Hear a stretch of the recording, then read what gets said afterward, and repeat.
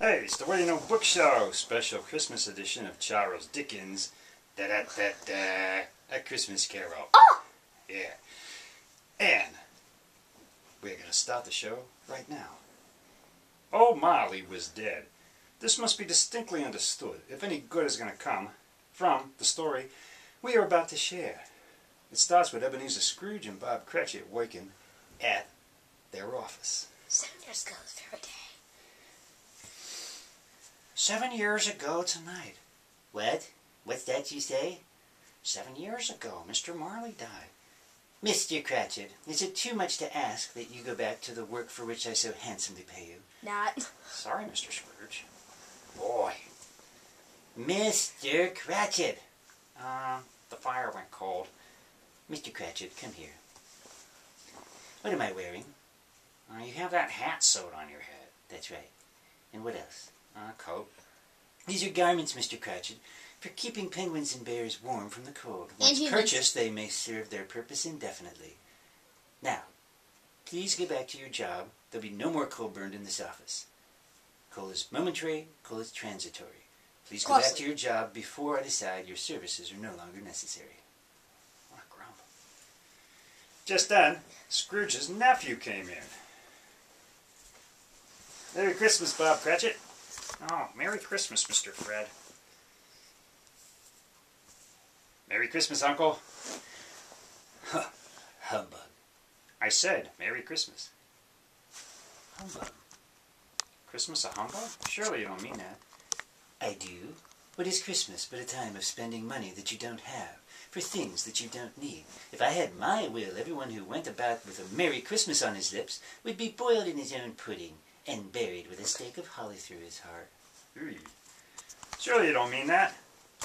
Nephew, you keep Christmas in your way and I shall keep it in mine. But you don't keep it. Let me leave it alone then. Yeek. But anyway, I want to see if you can come over for dinner tomorrow. I don't think so. Oh, come on. Just once a year. You are wasting my time. I'm sorry to find you so resolute. So I will keep my good cheer and wish you Merry Christmas. Goodbye.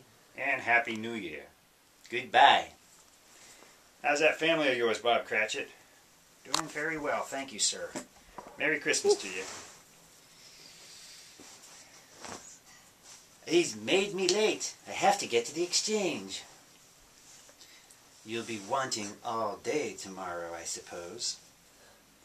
If it's quite convenient. It's not convenient, and it's not fair. If I was to hold back half a crown from your wages, you'd think yourself ill-used. But you don't think me ill-used when I pay a day's wages for no work. Shake it more vigorously. It's only once a year, sir. Poor excuse for picking a man's pocket every 25th of December. I suppose you must have it. Be here all the earlier the next morning. Thank you, sir. And with that, Scrooge left for the exchange. And a scene one. Scrooge's business associates were already waiting for him at the exchange. What about the two strange men? There he is. After. I told you Ebenezer Scrooge would be here. Oh, Scrooge, you'll take our bid then. No, I will not take your bid. The price has gone up. That's not possible. It is possible. An extra 5% for the extra day's delay. That's fine. You'll be stuck with a warehouse full of corn. Well, that's my affair, isn't it? Scrooge will take your corn at yesterday's price. It's gone up, and it will go up again if you take any more time. I'll give you a moment to speak it over. All right, Scrooge, done and done. Excellent. Now, make sure my clerk has a check for the full amount. I don't ship till I have the cash in hand. We were guys sitting on a bench. Mr. Scrooge, I presume. Indeed you do. You don't know us, nor do I wish to.